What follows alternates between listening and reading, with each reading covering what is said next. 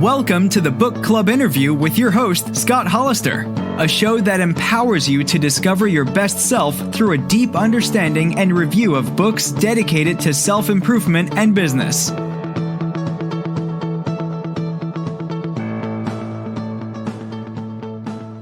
All right, welcome to the Book Club interview. My name is Scott Hollister, your host.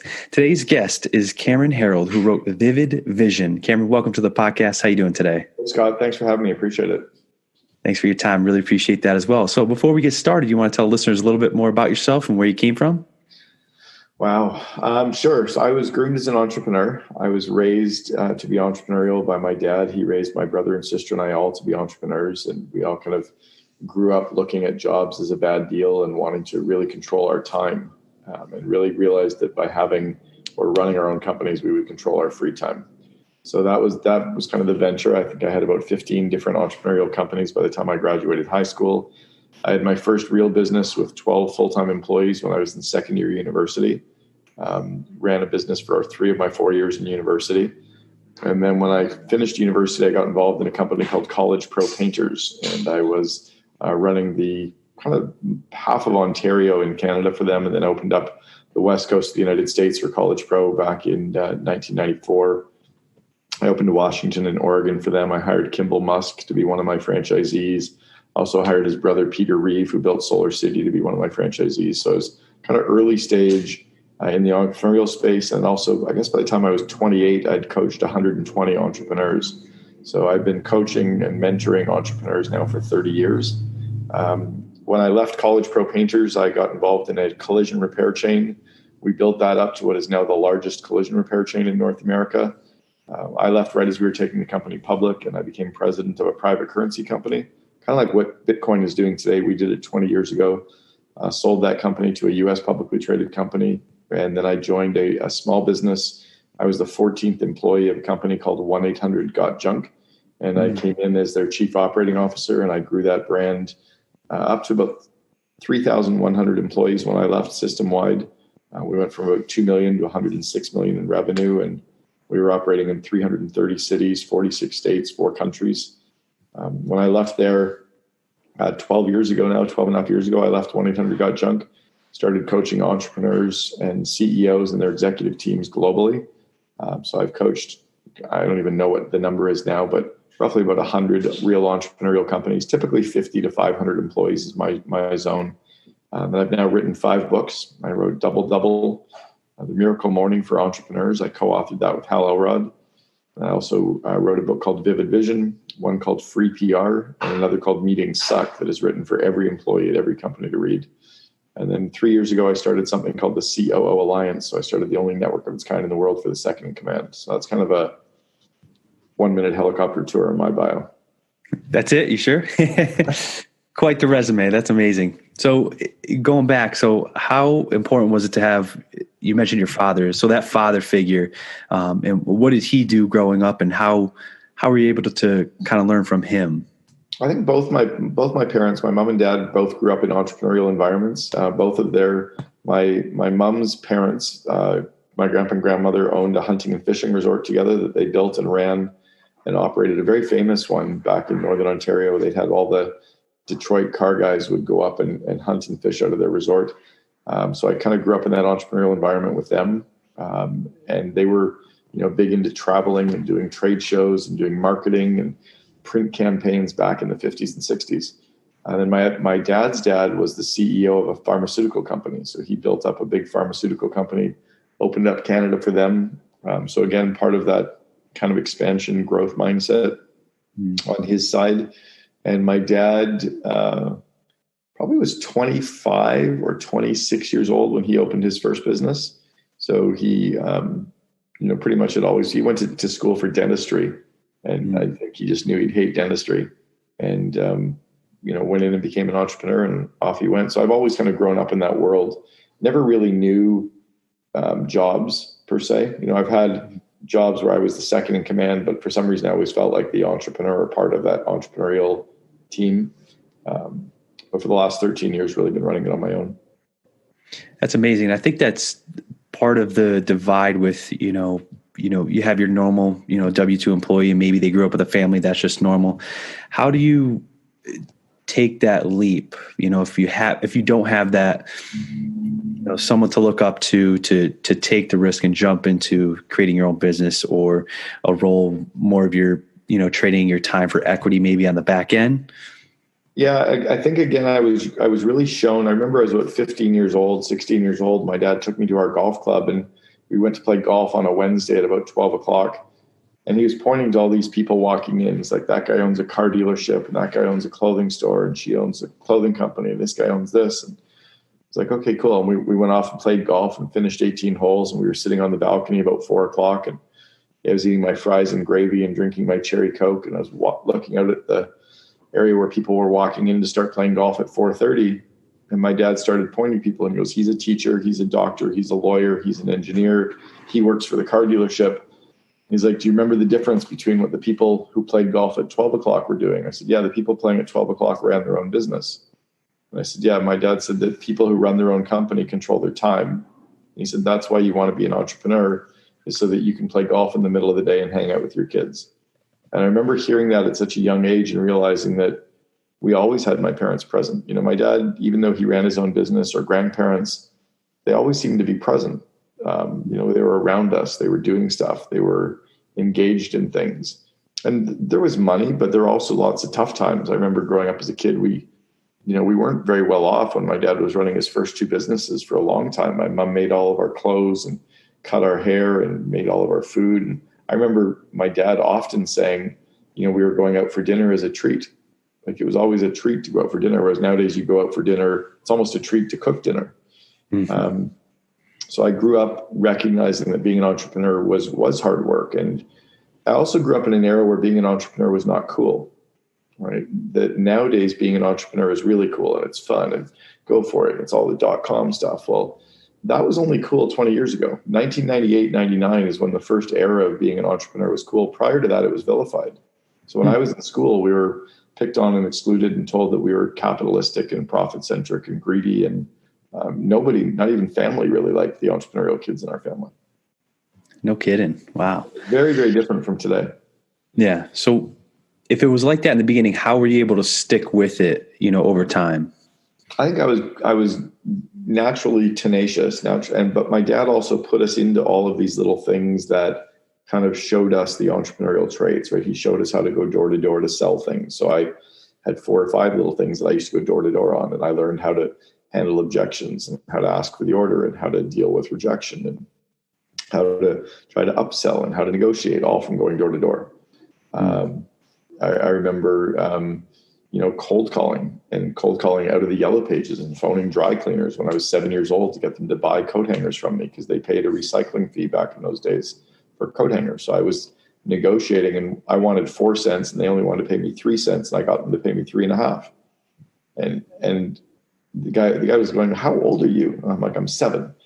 And he's like, because I remember in his mind, he's like, where did you even come up with the idea of 3.5 cents? But I'm like, it split the difference. Like, I just understood that from pushing a little bit more. And my dad taught us at a young age that if the other side makes the deal with you, they still made money.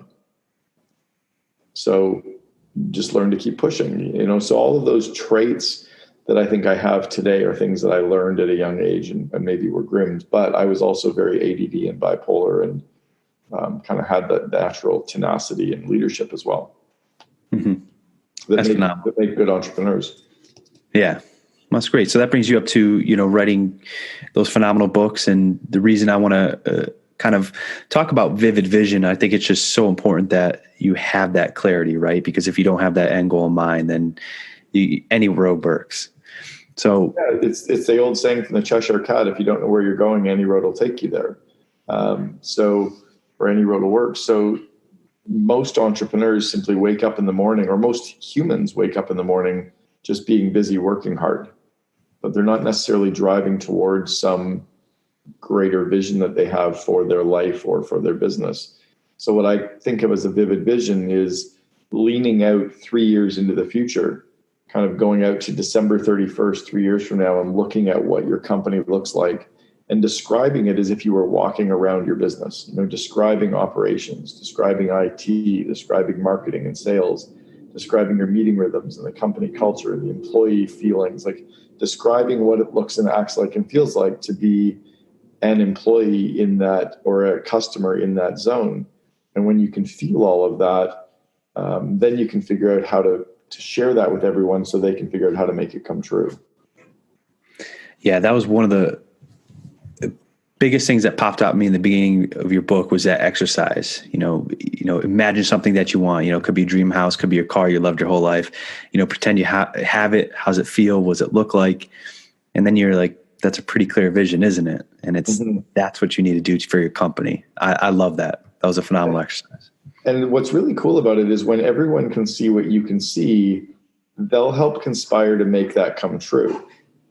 But if they can't see what you can see, then they really can't kind of make decisions with that level of instinct that you think you've got. Most entrepreneurs feel that they have a strong leadership intuition, but the reality is their intuition is no stronger than anybody else. It's just that they're the only ones who really see the vision. But if everyone can see the vision you can see, then they'd be able to have that same level of intuition that you would have. Mm. So what do you recommend for someone that is trying to still their mind? We have a lot going on, a million little things what recommendations do you have to sit down, get clarity, and write those thoughts out? I don't do enough of this at all. I think some of it is, are you talking about crafting a vivid vision or just stilling your mind like on a daily basis? Yeah, I think it's a couple to both, but let's go with the vivid vision. Like that's the most important thing, I think, is just that clarity and that backing. Okay. So if you're looking to craft a vivid vision, the best place to do it is not at your office, not at your desk, and not on a laptop. It's really to get out of your office, go sit somewhere where you're inspired, somewhere around nature. Go for a walk and sit by a lake or by the ocean, go up in the mountains, go to the beach, go even sit in a lobby of a 5-star hotel by the fireplace and take a notepad and a pen with you and start mind mapping and journaling about what the future looks like. So I'll give you an example on my personal life. When I was thinking about how do I want to be as a person in 3 years, I thought about how do I want my family life to be, my relationships with my friends, my relationships with a girlfriend, my relationship with my parents, how do I want my fitness level to be, what do I want my eating habits to be like, my activities, what am I doing for fun? And I tried to describe as many of those things as I could without figuring out how I would make it happen, but starting to just think about that, so that I ended up with about a 3 or 4 page description of what I looked like, act like, and felt like 3 years from now. When I start sharing that with people, they can now see what I want my life to look like and how it looks. And they start nudging me back in that direction, holding me accountable to it, helping make decisions towards that, et cetera. Mm-hmm. How big is that accountability piece? I think the accountability piece can be huge. I noticed it years ago where a friend of mine showed up at, in Vancouver where I'm living. I live half-time in Vancouver and part-time in Scottsdale, Arizona. And a friend of mine showed up in Vancouver. He's like, hey, I saw that you don't want to go for drinks with people. Would you want to go for a hike with me? And I'm like, yeah, that'd be cool. He goes, or we could go for a run in the morning. I'm like, yeah, let's go for a run. Then I realized, wow, interesting. Like, here's another business guy who normally would say, do you want to get together for lunch or a drink? And he read my vivid vision that said that I really want to do more activities like play tennis, go for golf, go for hikes, go for runs, go skiing with other business people. So saying yes to going for a run with him was easier than saying yes to go for a drink with somebody else. Well said. And that had to happen because, years ago when I was building 1-800-GOT-JUNK, I was the second in command for 1-800-GOT-JUNK. And, my best friend and I grew it together. He was the founder and CEO. 6.5 years working together, we'd never skied together once. And I didn't realize until after building his company with him, he was my best man at my wedding before then. I didn't even know he skied. I mean, how is it possible that we didn't know the other person skied? He knew that I did, but he'd taken this pause on skiing. That's kind of sad that you can be so focused on work, so myopic that you miss what's really important in life. Any things that you've learned in the past to take that step away from working so much in the business? Well, it just gives you the ability to come back in and focus on the right things in the business, right? So when you take pause and you get away and you craft the vision of what you're looking for, when you come back in, you have a lot of clarity on two areas. One, on what to do, and then second area of what not to do. We all have our to-do list, but what about our stop doing list? Right? What about the list of all the things that we do day to day that aren't either adding value or driving revenue or driving margin, that aren't moving the business forward? How do we say no to more of those things and say yes to the things that are going to drive us towards that vision, that are going to get that flywheel turning so momentum creates more momentum? What are some of your favorite things on your do not do list? Don't drink red wine on planes anymore because it's shitty red wine. I wouldn't drink it at home. Why am I drinking it on a plane? Not work weekends, not working on weekends or at nights, just really, shutting it down at 5:30, 6 o'clock so I can disconnect and make dinner and relax. I used to work at night 5 nights a week, trying to catch up. But the reality is I'll never catch up. You're never going to get it done because as soon as you catch up, you set more goals for yourself. So it just becomes a lie of what you're avoiding. So that would be something. Attending conferences where I don't get the trifecta. The trifecta for me is that I learn and get ideas on how to grow my company or my clients' companies because I coach CEOs. Or second, that I get to hang out with current clients. So if I have to go to events where I've got some current clients there because I like fitting in a little bit better that way, and I get to spend some time with them, which leverages our relationship and drives more lifetime value for me with them. And then third is going to conferences or events where I can gain clients without really trying to gain clients, where I'm seen as both an attendee but a mentor at the same time. So I like a bit of a balance of not just being the dumbest guy in the room so I can keep learning, but kind of like towards the middle where I can learn and teach, because then I really get I get a higher ROI. And I only have 3 inputs: people, time, and money. So if I'm going to be at a conference, how do I get the highest return on my time and the highest return on my dollar? It's really from that trifecta. So that came from saying no to some events where just the wrong fit. I also won't do work for government. I won't do work for nonprofits. They're just not the right fit for me. My zone that I work really best in is the entrepreneurial space. The companies in the $1 million to $500 million range. That's my zone. That's great. That's extremely clear. So once you've recommended someone that has sat down, really got their vivid vision, how do you bridge that gap from where we are now to that big, hairy, audacious goal? Yeah, so the BHAG by Jim Collins, he popularized that term, the BHAG, the big, hairy, audacious goal, is supposed to be that 30-year stretch of something you're going to drive towards that from the outside world seems impossible and from the inside world seems plausible. The best example I still think has ever been created is Microsoft's BHAG of putting a computer on every desktop. They later abridged that to computer on every desk and in every household. What was cool about their big, hairy, audacious goal is Microsoft never made computers. So their big, hairy, audacious goal was if they created this amazing software that people wanted and had to be on computers, people would need to have these computers with their software on it on every desk and in every household.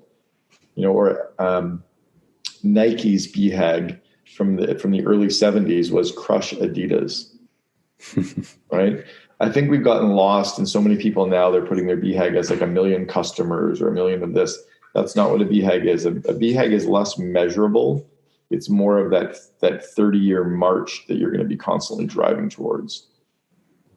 And I like that. So my BHAG is to replace vision statements with vivid visions worldwide. Right? Because I just know that the 1-sentence vision statement that we all mashed up our favorite words and came up with 1 sentence, go team, that really doesn't align anybody. It was a corporate bullshit piece that we didn't have anything better. So I'm going to keep driving towards that, which means introducing it to more companies, talking about it in my speaking events, writing books on it, doing videos about it, doing podcasts about it, talking to the media about it. I was published in the physical print edition of Forbes magazine 3 years ago, a full 1-page article in the magazine itself on the vivid vision concept. So my BHAG will be to drive towards that, whereas my vivid vision is building out those systems that are always driving towards that BHAG as well. And then my core purpose is helping entrepreneurs make their dreams happen. So if I think of like my business as a jigsaw puzzle, the four corners of my jigsaw puzzle are the core purpose, the BHAG, the big, hairy, audacious goal, my core values, and my vivid vision. What's a good place to start if someone's just starting out on the front side of their business? It's really to sit down and ask, like, why are you doing this? Why are you starting the business? Really kind of asking yourself that core question of like, why am I going to get out of bed every morning to do this? That's the first starting point. The second place is to be ruthlessly honest with yourself and saying, is there a market for it, right? Will people buy what I'm creating? I learned that lesson years ago in India. I was in India about 10 years ago meeting with a group of entrepreneurs. And he said, North Americans are stupid. North Americans come up with an idea for a product and they spend all their time trying to market it to somebody. And they try to create all these features and benefits to sell something that nobody really needs. And I said, okay, well, what's your product? He said, I sell oil. I'm like, what kind of oil? He said, I sell cooking oil. I'm like, all right, where do you sell it? And he goes, well, I'm $300 million worth of cooking oil. I'm like, holy shit. Like, how many countries are you in? He goes, no, I'm only in like 6 states of India. I'm like, you're kidding. He goes, oh, in North America, you only use 1 tablespoon of oil a day. In India, we use a quart. So he realized there's such a massive market to buy this stuff that he decided to sell that stuff to them. And then he uses his money and his time that his entrepreneurial world has given him. His entrepreneurial venture gave him the money and the time to then pursue his passion. But he didn't kind of go the opposite direction. So I think that would be the starting point as well, is why are you doing what you're doing? Is it consistent with that core purpose that drives you? And then is there a market for it that you can fit products or services into that market niche and then market to it? Mm-hmm. You know, one of my dad's adages early on in life was, the answer is yes, what are you buying? Like, I'll sell it to you if you're buying it. I love that. So creating our vivid vision, why pick 3 years out? If you go any further out, like 5 years out, it's so far out there that people can't really attach to it. There's no real urgency to it. It can always be pushed off another year, it seems. So it seems to be too far out. It's kind of like you fall over. And if it's too close to you, if it's only 1 year out, it's too similar to what today looks like. There's no real stress or strain or stretch to create anything different. It's too similar to what you have now, so it's not inspiring.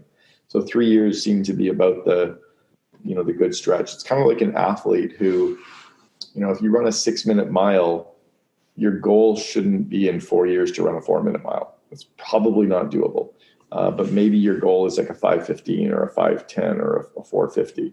So you kind of decide what your stretch can be that you're going to drive towards. And if you get there early, great, reset.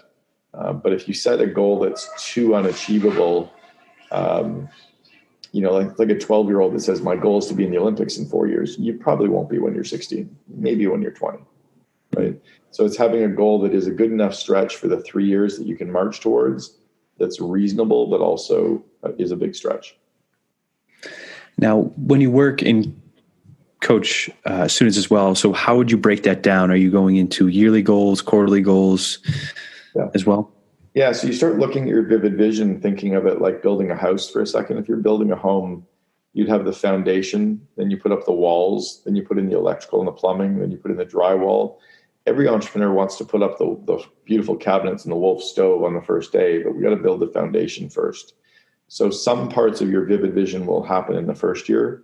Some parts will happen in the second year. Some parts will happen in the third year. So it's kind of taking the sections of it that are foundational. For me, those are core values, core purpose, your BHAG and your vivid vision, making sure those are locked deep into the company.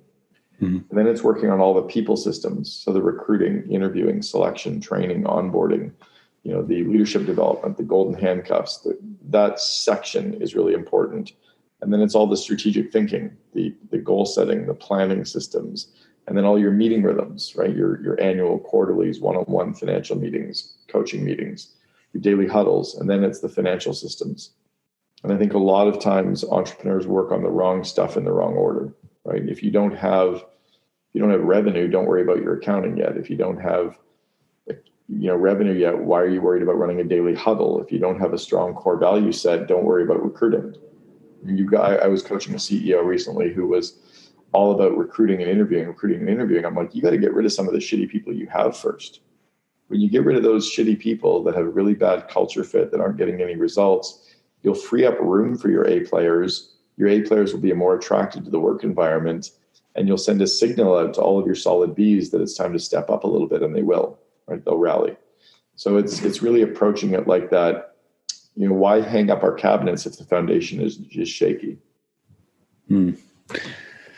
I love that. So what are some common pitfalls you notice when coaching CEOs besides those points? One is their confidence, that they don't do enough to protect their confidence, that they get shaken when it's tough, or shaken when it's, they're not sure, or shaken when the results aren't there. And it's hard as an entrepreneur to keep your confidence up when the market or the economy or your customers are saying no, or your team's quitting, or you're running out of cash. So I think it's really working to protect their confidence is the first one. Secondly is to really stay focused. Like a lot of, especially the entrepreneurial companies and big companies, can get distracted by the big shiny objects. And it takes a long time to get to the night before you become the overnight success story of that. Just staying focused, listening to your customer, listening to your suppliers, and really grinding it and driving. People give up a little early. So protecting your confidence, protecting your focus, and then putting in the effort, right? Really actually cranking it out. I think a lot, especially early stage, it's really hard for somebody to quit a job and become an early stage entrepreneur because they think it's easier than it's going to be. And it's tough to put in that effort. But when they do stick with it after 3 months, 6 months, stuff starts to happen a little bit, right? The ducks start to align a little bit more in your favor, and people start to know more, and you just start to get a little bit of that traction. That's great. What are some of your tips? Right? Yeah. Sorry about that. So what are some of your tips to keep that confidence or to protect it? Spend time with other entrepreneurs who have been there. Spend time with other entrepreneurs who have been there. Be vulnerable and share where you're struggling so other people can help you. I think when you try to have your game face on and pretend that you've got it all together all the time, nobody steps up to help. But if they see that you're struggling and being open and honest about it, they want to help because they were helped. Right? God, like I've struggled so many times in business, I've lost count. So my innate ability is when I see somebody struggling, I see them like the fly trying to get out the window. I just want to show them there's a door right here. But I always turn to people to say, I don't know what the hell I'm doing, and try to listen and gain advice. And I still fuck things up. So that would be one, surrounding yourself with other entrepreneurs, being open and vulnerable. And then also coming up with your core goals for the quarter, what you're focusing on, and letting people know you're doing that so they can conspire to help you. That's great. This sounds so much easier when I say it than it is to actually put it in place too. Of course. Yeah. But that's the benefit of having education, being able to point at books, and having coach and support staff and accountability. Well, and I think if you remember that when you're really clear on where you're going, the books and the support staff will start to line up for you, right? That when you're really, really clear on where you're going, you'll start understanding what information to read and to learn from, what masterminds to be involved in, what podcasts to listen to. Because you're clear on where you're going, the learning will start to line up for you as well. I've noticed that when I've read a book, probably 2 years in between, and I'm taking notes again, I look at my previous notes and I'm like, well, I didn't take that from the first time around. What's cool about it, when you go back through and read, like if you read Good to Great as your company, so that's probably the wrong book for an entrepreneurial world, but whatever book you read, the student controls the learning environment. So when your mind isn't ready to learn, you're not going to learn. A year from now, you read the same book. You've had a number of other things go wrong, another set of opportunities in front of you. All of a sudden, that same set of information is like, oh, that's interesting now. It's like a kid in school who's learning about, interest rates and mortgages, that they're bored to tears. And then all of a sudden they're buying their first house and they're like, shit, I need to learn about interest rates and mortgages. Well said. What are some of your favorite books of all time? Business or personal? Business. Favorite business books of all time. I'm going to actually give you personal because I'm going to be a pain in the ass. I think too many business people read too many business books and don't do anything with them anyway. And it causes a lot of extra stress and strain on themselves. It creates a to-do list of things they're not going to get done and distractions for things that they're probably not supposed to be focusing on. So I'm going to give you a couple books that everybody should read for fun. Read the book Endurance. It's about Ernest Shackleton exploring the Antarctic 100 years ago. It's a true story. It's turned into a really great leadership book because of all, but it's just an amazing, and my grandfather who ran the hunting and fishing resort was a voracious reader. He said it was his number one book of all time. So I would read that. And then I would read The Agony and the Ecstasy about Michelangelo by Irving Stone. It's about Michelangelo's life as an artist, an architect, and a designer, and an engineer, and his political savviness, like unbelievable Renaissance man, and just a fascinating story. And I think you can learn a lot just from that. But also, I think for entrepreneurs, sometimes we need to get off the grid a little bit. Instead of trying to learn constantly, sometimes it's just allowing your brain to shut down. What are some of your favorite things to do to have your brain shut down? Any vacations, cabins in the woods? I'm on vacation constantly. I do 10 weeks vacation every year. I took 5.5 weeks off this summer, went to Europe, completely disconnected, didn't do any coaching calls. I actually flew back from Zurich to Boston to speak at MIT, and then turned around and went back 36 hours later. But the rest of the 5.5 weeks I was off. I'm going to Tofino on Vancouver Island on Thursday afternoon for 4 days just to go retreat, unplug. Actually going to use it as a planning retreat to think about my goals and stuff for next year and some work I'm doing. I'm going over to Europe to a music festival called Beat Patrol, just outside of Vienna. So I'm going over to listen to some EDM later in October for a week. Go over to Croatia. So I take a lot of vacation time. Hiking for me is a big one, just to get off the grid and go get outside in nature and hike. And then I've got 2 kids that are 16 and 18. So a lot of activities with them, skiing with them.